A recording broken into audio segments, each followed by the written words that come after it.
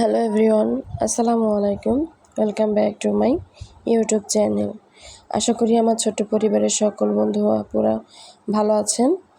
আপনাদের দোয়ায় ও ভালোবাসায় আমিও ভালো আছি। আবারও চলে আসলাম আপনাদের মাঝে সংসারের কিছু টুকিটাকি কাজ নিয়ে। আজকে সন্ধ্যার পর যে কাজগুলো করেছি সেটাই থাকছে আজকের ভিডিওতে। তো সর্বপ্রথম সেমাই ভুনা করেছিলাম, সেগুলো আমরা নাস্তা হিসেবে খেয়ে নিয়েছি মা মেয়ে। তারপরে সকালবেলা রান্না করে নিয়ে আজকে সন্ধ্যায় রান্না করব, সেজন্য ডিম দিয়ে আলু দিয়ে রান্না করব আর ভাত রান্না করব, জাস্ট এতটুকুই, আর বেশি কিছু না। তো ডিম সিদ্ধ করেছি, আমার মেয়ে বলতেছে আম্মু আমি ডিম সিদ্ধ খাবো, তো ওকেও একটা ডিম দিয়ে দিয়েছি, সারাদিনে কিচ্ছু খায় নাই সেজন্য। ডিমটা সিদ্ধ করে তারপরে ভেজে এখন আলু কেটে নিয়েছি কিউব কিউব করে, মাংস যেভাবে দেয় সেভাবে আলুটাও ভেজে নিলাম যাতে একটু ঘ্রাণ আসে। যেহেতু এক পদ রান্না করব, বেশি কিছু করব না, কারণ সকালে আবার রান্না করতে হবে, সেজন্য রাতের জন্য আর কোনো বেশি কিছু তৈরি করলাম না, কারণ নষ্ট হবে, যাই করব আর কি তাই নষ্ট হবে। আমার রান্না বান্না শেষ, এখন সামান্য পরিমাণে জিরা দিয়ে নামিয়ে নেব। সন্ধ্যার সময় আসার সময় আপনাদের ভাইয়া তো কিছু ফল ফ্রুট এনেছে। আমার মেয়ে বলতেছিল আম্মু আমি তরমুজ খাবো, মধু রসমালাই, যে সেই ডায়লগটা সেটাই দিচ্ছিল ওর আব্বুর কাছে।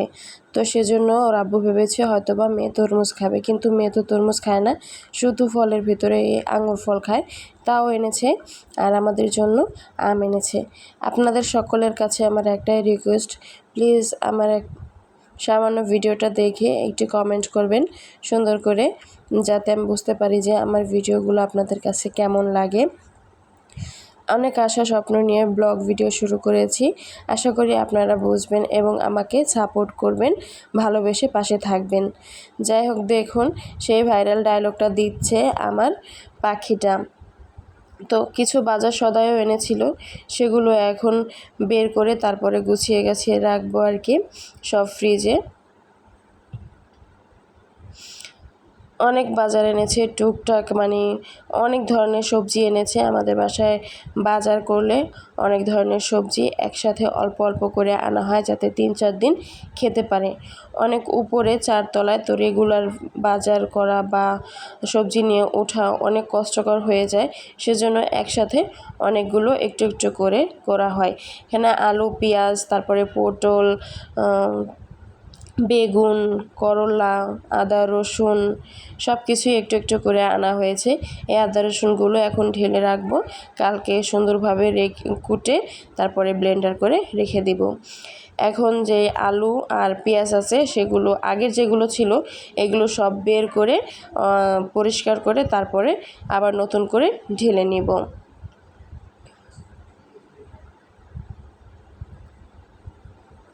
সংসারের টুকিটাকি কাজ করতে করতেই আমাদের মেয়েদের দিন শেষ হয়ে যায়, তাই না বলুন?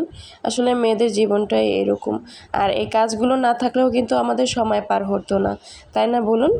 এই সব কাজ ওগুলো গুছানোর পরে এখন রাতের বেলায় আমি ধনিয়া পাতা আর কাঁচামরিচ বুটো ফেলে তারপরে ধুয়ে পরিষ্কার করে রেখে দিব পানি ঝরাতে, শুকানোর জন্য। তা না হলে এগুলো পচে নষ্ট হয়ে যাবে। তারপরে শুকানোর পর একটা পলি করে ফ্রিজে রেখে দেব।